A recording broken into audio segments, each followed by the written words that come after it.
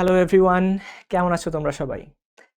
এই লেকচারে আমরা কর্মমুখী রসায়নের বেশ কিছু কঠিন প্রশ্ন তোমাদের সামনে আমরা হাজির করব এবং এগুলো সলভ করব। খেয়াল করে দেখবা যে এই চ্যাপ্টারে কিন্তু আসলে বুয়েটে বা ইঞ্জিনিয়ারিং এ যদি আমরা বলি, এটা কিন্তু ওই পার্সপেক্টিভে অতটা বেশি ইম্পর্টেন্ট না। তাও যে প্রশ্নগুলো মাঝে মাঝে একটু কঠিন মনে হইতে পারে, আমরা সেই প্রশ্নগুলাই কিন্তু তোমাদের সামনে এই অ্যাডভান্স ক্লাসে নিয়ে আসছি। যেমন খেয়াল করো, এই সংকেত লেখাটা আমাদের জন্য সবচেয়ে বেশি কঠিন হয়ে দাঁড়ায়। যেমন খেয়াল করো ভাইয়া, খাদ্য সংরক্ষণটা কি এটা আমরা প্রত্যেকে জানি, ফুড প্রিজার্ভেশনটা কি। যেমন খাদ্যের গুণগত মানকে অক্ষুণ্ণ রেখে আমরা কি করি, আমরা খাদ্যকে দীর্ঘদিন ধরে সংরক্ষণ করে রাখি, দীর্ঘদিন ধরে আমরা খাবারের উপযুক্ত করে রাখি। এই প্রক্রিয়াটাকে আমরা বলি খাদ্য সংরক্ষণ। আচ্ছা, গাঠনিক সংকেতটা লেখো।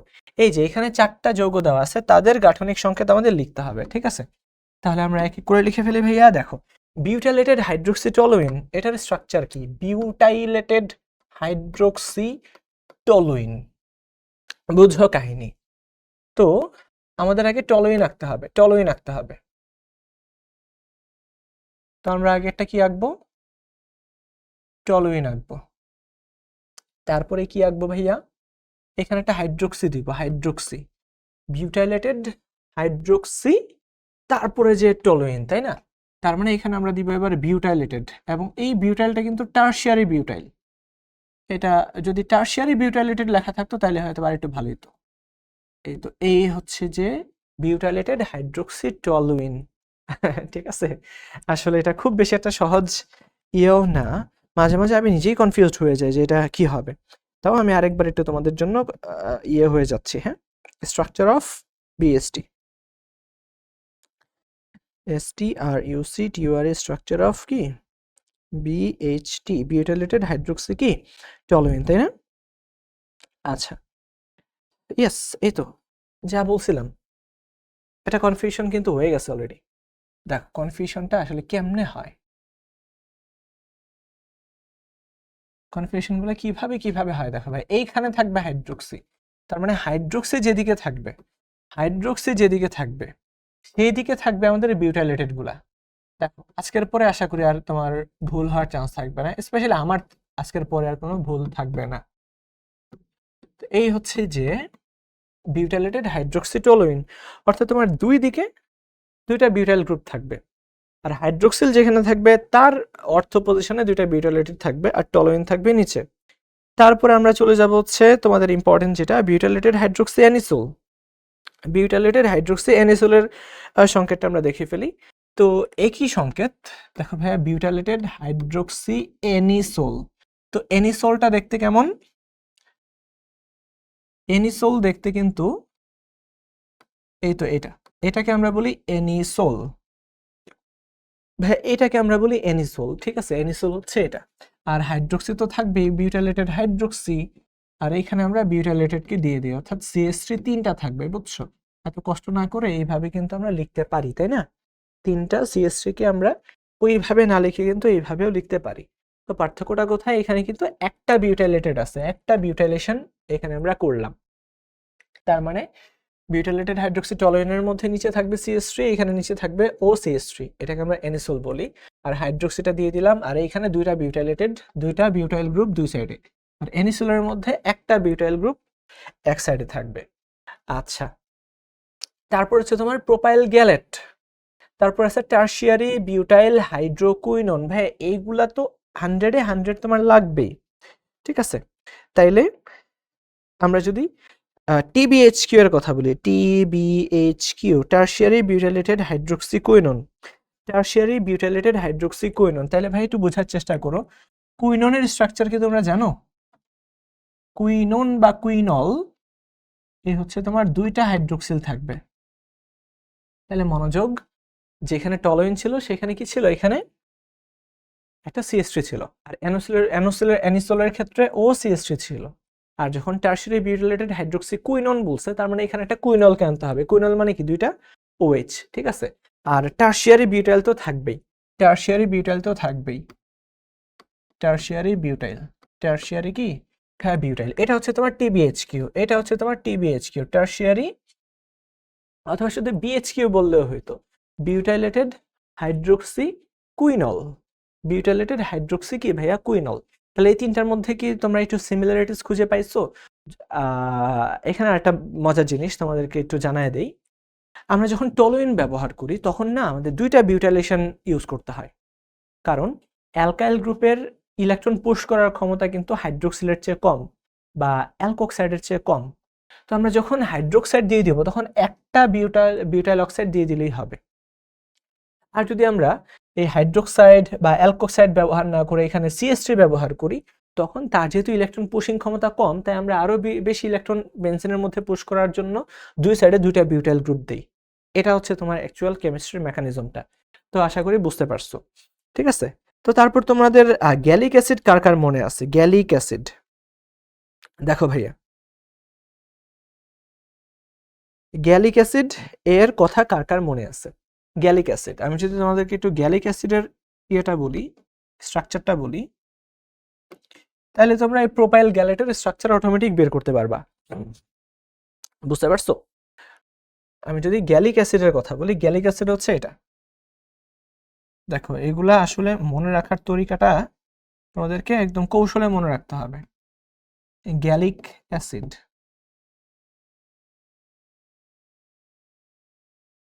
এই হচ্ছে তোমাদের গ্যালিক অ্যাসিড।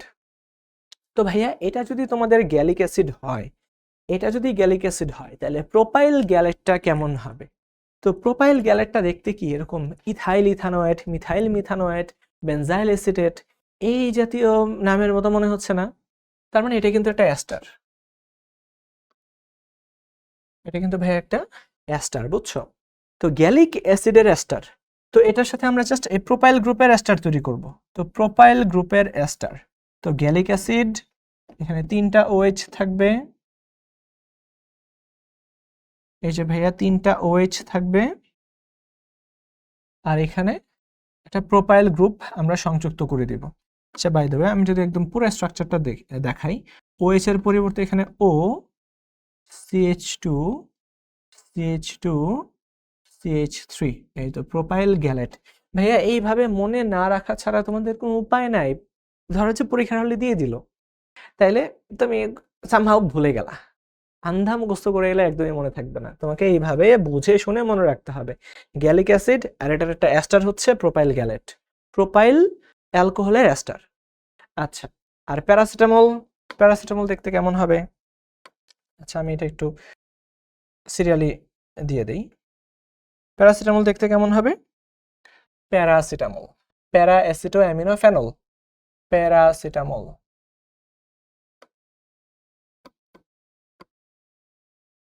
প্যারাসিটামল, এটা কিন্তু আরেকটা নাম আছে ভাইয়া, অ্যাসিটামিনোফেন, অ্যাসিটামিনোফেন, অ্যাসিটামিনোফেন, অ্যাসিটামিনোফেন, ঠিক আছে? তো প্যারা অ্যাসিটো অ্যামিনো ফেনল, তার মানে শুরুতে আমরা ফেনল লিখি, ফেনল। এর প্যারা পজিশনে থাকবে অ্যামিনো গ্রুপ, এর সাথে থাকবে অ্যাসিটো গ্রুপ, প্যারা অ্যাসিটো অ্যামিনো ফেনল। এটাই হচ্ছে ভাইয়া প্যারাসিটামল। আমরা যেটাকে খাই প্যারাসিটামল, এটা খাইলে আমাদের কি হয়? এটাকে খেলে আমাদের ব্যথা জ্বর কমে যায়, তাই না? এইখানকার যে অ্যাসিটাইল গ্রুপটা আছে, এটাই আমাদের COX-1 এবং COX-2 এনজাইম, সাইক্লোঅক্সিজেনাস এনজাইমটাকে ব্লক করে ফেলে। ব্লক করার কারণে কি হয়? আর কোনো ইনফ্ল্যামেশন বা প্রদাহ হতে পারে না, ঠিক আছে? আচ্ছা, সেই সাথে যদি অ্যাসপিরিন আসে, অ্যাসপিরিন, অ্যাসপিরিনও তো সেম কাজ করে। অ্যাসপিরিন এটাও ব্যথানাশক হিসেবে কাজ করতে পারে, বাট তার আবার একটা থ্রম্বোলাইটিক অ্যাক্টিভিটি আছে, অর্থাৎ থ্রম্বাস ফর্ম করতে দিবে না, অর্থাৎ ব্লাড ক্লট করতে দিবে না, ব্লাড থিনিং অ্যাক্টিভিটি তার আছে। আচ্ছা, অ্যাসপিরিন হচ্ছে অ্যাসিটাইল স্যালিসাইলিক অ্যাসিড। তো স্যালিসাইলিক অ্যাসিড আমরা কাকে বলি? স্যালিসাইলিক অ্যাসিড বলি বেনজোইক অ্যাসিড প্লাস OH যদি এখানে থাকে, এটাকে আমরা বলি salicylic acid. But acetyl salicylic acid, তো এখানে আমরা যদি অ্যাসিটাইলেশন করে ফেলি, অ্যাসিটাইলেশন যদি আমরা করি, অ্যাসিটাইলেশন, অ্যাসিটাইল গ্রুপকে যদি আমরা সংযুক্ত করে দেই, এটাকেই আমরা বলি ভাইয়া অ্যাসিটাইল স্যালিসাইলিক অ্যাসিড বা হচ্ছে অ্যাসপিরিন। বুঝা গেল? অ্যাসপিরিন। আচ্ছা, ঠিক আছে, তো গেল।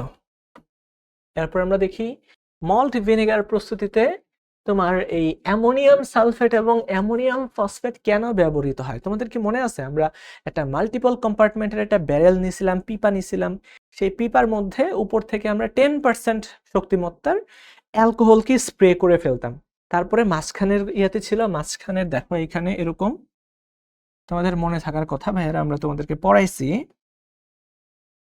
মাল্টিপল কম্পার্টমেন্টের একটা ইয়ে নিছিলাম, এইখানেই কিন্তু মেনলি কাঠের গুঁড়া থাকে, এই কাঠের গুঁড়ার সাথে থাকে মাইক্রোডার্মা অ্যাসিটি বা অ্যাসিটোব্যাক্টার, এর সাথে আমরা এই সারগুলোকে মিশিয়ে দিই। এই সারগুলা কি করে জানো? এখানে যে কাঠের গুঁড়া আছে প্লাস ব্যাকটেরিয়া আছে, ব্যাকটেরিয়াগুলো সারগুলার সাথে, সারগুলা থেকে শক্তি আহরণ করে সে তার গ্রোথটাকে বাড়ায়। তো ব্যাকটেরিয়া বেশি বেশি করে খেয়ে দিয়ে একদম সে কি হয়ে যায়, সংখ্যায় বৃদ্ধি করে, তার মধ্যে একটা ক্যাটালাইটিক অ্যাক্টিভিটি বেড়ে যায়। তো 10% অ্যালকোহল যখন নিচের দিকে নামে, অ্যালকোহলটা জারিত হয়ে অ্যাসিডে কনভার্ট হয়ে যায়। অ্যাসিড মানে হচ্ছে একদম ইথানোয়িক অ্যাসিড, যেখানে আমরা 4 থেকে 6 থেকে 10%-এর জলীয় দ্রবণ পাই, তাই না? আমরা এখান থেকে ভিনেগার পাই, ভিনেগার, মল্ট ভিনেগার। আচ্ছা, তারপর তারপর আমরা দেখি রসুনে পাওয়া যায় কোনটা। হ্যাঁ, রসুনে কোনটা আসলে পাওয়া যায়? ভিটামিন সি তো কখনো রসুনে পাওয়া যাবে না। ভিটামিন সি, রসুন কি টক? টক হলে ভিটামিন সি পাওয়া যেত। টোকোফেরল, টোকোফেরল হচ্ছে ভিটামিন ই। ভাই রসুনের মধ্যে কখনো ভিটামিন ই পাওয়া যায় না। Beta carotene, vitamin A, beta carotene tin থেকে তোমার এটা হচ্ছে তোমার ভিটামিন এ। তো ভিটামিন এ হচ্ছে যেগুলো একটু হলুদ বা কমলা বর্ণের, তারা। রসুন তো তাও না, তাহলে কে থাকবে ভাই? সেলেনিয়াম থাকবে। এটা আমরা যারা নিউট্রাসিউটিক্যাল পড়ছি ফার্মাসিউটিক্যালে তারা জানি যে রসুনের মধ্যে নট অনলি তোমার সেলেনিয়াম, আরো বেশ কয়েকটা এলিসিন জাতীয় যৌগ থাকে যেগুলো কিনা অ্যান্টি এজিং প্রপার্টি শো করে, বুঝছো? এলিসিন থাকে একটা, সেলেনিয়াম থাকে। সেলেনিয়ামও কিন্তু তোমার অ্যান্টিঅক্সিডেন্ট।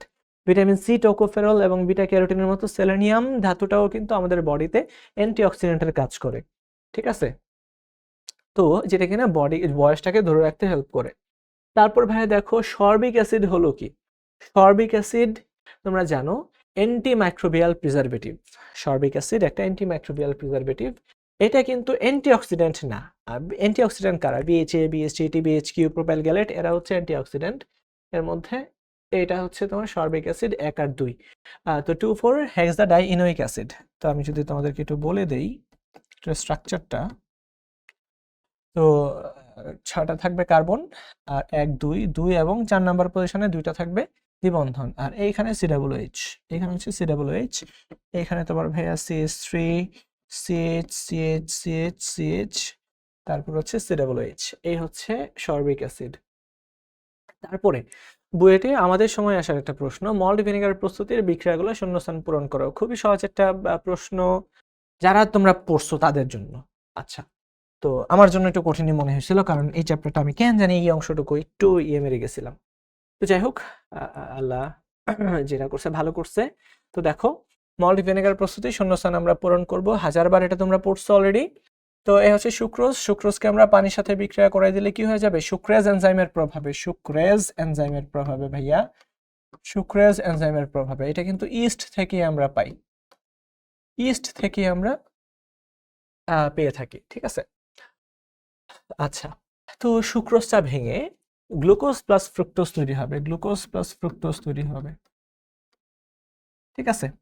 আবার এই সুক্রেজ এনজাইমের আরেকটা নাম আছে ভাইয়া, যেটা তোমার এখানে জানতে চাইবে। কারণ গ্লুকোজ আর ফ্রুক্টোজ যখন একসাথে মিলিত হয়, যে সলিউশনটা তৈরি করে ওটাকে আমরা ইনভার্ট সুগার বলি। এটা আরেকটা নাম আছে ইনভার্টেজ, ইনভার্টেজ, ইনভার্টেজ, ঠিক আছে? আর এটা ইস্ট থেকেই পাওয়া যায়, ইস্ট থেকেই এটা পাওয়া যায়। আচ্ছা, তো গ্লুকোজ প্লাস ফ্রুক্টোজ আমরা পাইছি, এটা হচ্ছে ভাই ফ্রুক্টোজ, ঠিক আছে? এটা হচ্ছে ফ্রুক্টোজ। এই গ্লুকোজ প্লাস ফ্রুক্টোজকে এবার আমরা কি করব? জাইমেজ এনজাইম দিয়ে, জাইমেজ, তুমি চাইলে বাংলা ইংলিশ যা ইচ্ছা তাই লিখতে পারো। এটাও কিন্তু ইস্ট থেকে প্রাপ্ত, তাই না ভাই? এটাও কি ইস্ট থেকে প্রাপ্ত? তো এখানে গাজন প্রক্রিয়া সংঘটিত হবে, সংঘটিত হয়ে অ্যালকোহল তৈরি করবে, ইথানল তৈরি করবে, খুবই মিষ্টি গন্ধযুক্ত মিষ্টি স্বাদের ইথানল তৈরি করবে, আর বুদবুদ আকারে কার্বন ডাইঅক্সাইড তৈরি হবে। আর এই যে ভাইয়া ইথানলটাকে আমরা পাইছি, ইথানল যেটাকে আমরা পাইছি, এই ইথানলটা অক্সিজেনের সাথে বিক্রিয়া করে ইথানোয়িক অ্যাসিড আর পানি তৈরি করবে। ইথানোয়িক অ্যাসিড আর কি তৈরি করবে? পানি তৈরি করবে। এবং তার জন্যই মাল্টি কম্পার্টমেন্ট যে ব্যারেলটা ছিল, মনে আছে একটু আগে আমরা নিছিলাম, সেখানে মাইক্রোডার্মা অ্যাসিটি,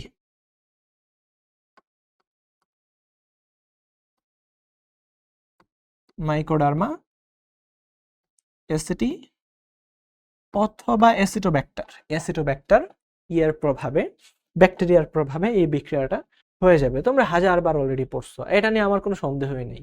কি ব্যবহারের ফলে খাদ্যের ব্রাউনিংটা দীর্ঘায়িত হয়? আচ্ছা ভাই, তোমরা কি জানো খাদ্যে আসলে ব্রাউনিংটা কি কারণে হয়? খাদ্যের ব্রাউনিং কিন্তু অক্সিডেশনের কারণে হয়, জানো?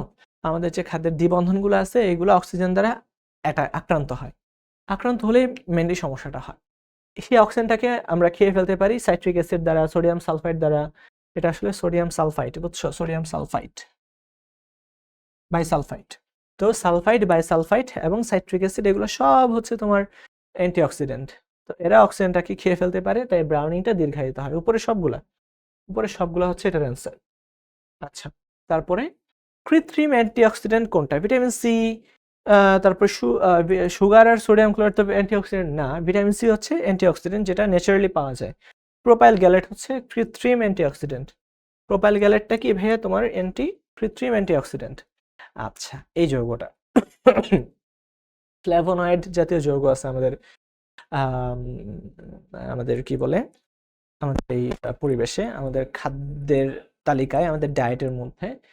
তো এই ফ্ল্যাভিন যৌগটা ধারণ করে যারা, এটাকে আমরা বলি ফ্ল্যাভিন কোর কোর বা ফ্ল্যাভিন ময়েটি। এটার চারপাশে বিভিন্ন কিছু অ্যাড হয়ে বিভিন্ন ধরনের যৌগ তৈরি করে, যেটাকে আমরা বলি ফ্ল্যাভোনয়েড যৌগ। ঠিক আছে ভাইয়া? এটা হচ্ছে তোমার ফ্ল্যাভিন যৌগ। তো বুঝতেই পারতেছো, এটা আমরা ইয়ের মাধ্যমে এলিমিনেশন প্রসেসেও কিন্তু যেতে পারতাম। এটা রুয়েটে না কুয়েটে আসা প্রশ্ন। সেলেনিয়াম তো অবশ্যই না, বিএইচএ না, বিএসটিও না, এটা হচ্ছে ফ্লেভন। ঠিক আছে, ফ্লেভন। তো এখানে কিটোন থাকলে এটা হয়ে যায় ফ্লেভন, আর এখানে যদি কিটোনটা না থাকে, অ্যালকোহল থাকে, এটা ফ্ল্যাভিন বলি। ঠিক আছে, ফ্ল্যাভিন। আচ্ছা, তোমরা FADH2 পড়ছো না? FADH2, flavin adenine dinucleotide hydrogen, FADH2 NADH2। N থাকলে ওটা হয়ে যেত নিকোটিনামাইড অ্যাডেনিন ডাইনিউক্লিওটাইড। ঠিক আছে, বাট এটা কি? Flavin adenine dinucleotide reduced form. আচ্ছা, FADH2 এগুলো এটিপি তৈরি করতে পারে। তো এগুলো আমাদের খাদ্যের মধ্যে খুবই ইম্পর্টেন্ট একটা তোমার অ্যাডিটিভ যদি আমরা বলি। তো এই প্রশ্নগুলো তোমাদেরকে আমার মনে হয়েছে যে এগুলো একটু বুঝায় দেওয়া উচিত, তাহলে তোমাদের জন্য বেটার হবে। আর বাই দ্য ওয়ে, আমাদের হাতে যে রঙিন আমরা যে মেহেদি দেই ভাইয়া, ওইটা একটু মনে রেখো, লসন। ঠিক আছে, মেহেদিতে আমরা কি ব্যবহার করি? মেহেদিতে আমরা যে যৌগটা পাই, যেটা আসলে আমাদের হাতটাকে রঙিন করে, ওটা নাম হচ্ছে লসন। ঠিক আছে, লসন। তো এই হচ্ছে তোমাদের এভরিথিং, যত অ্যাডভান্স ক্লাস আছে এর মাধ্যমেই শেষ হয়ে যাচ্ছে। ঠিক আছে, তোমাদের কিন্তু আমরা সর্বাঙ্গীন সাফল্য কামনা করছি ভাইয়া। আমাদের যত পরিশ্রম সবকিছু তোমাদেরকে ঘিরেই।